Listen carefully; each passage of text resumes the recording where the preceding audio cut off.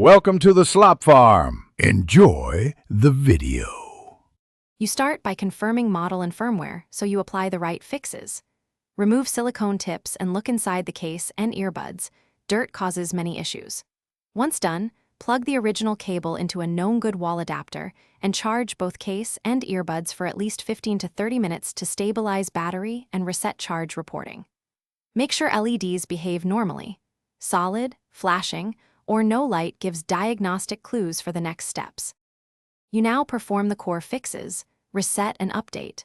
Hold the case or earbud buttons per your model for about 10 to 15 seconds until the LED shows the reset pattern.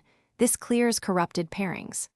Next, forget the earbuds in your phone or computer Bluetooth settings, then repair them so you get a fresh connection.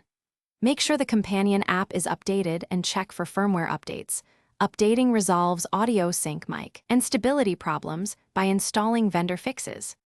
Finish with hardware checks and a methodical test routine. You should carefully clean charging contacts and grill areas using 90% or higher isopropyl on a swab.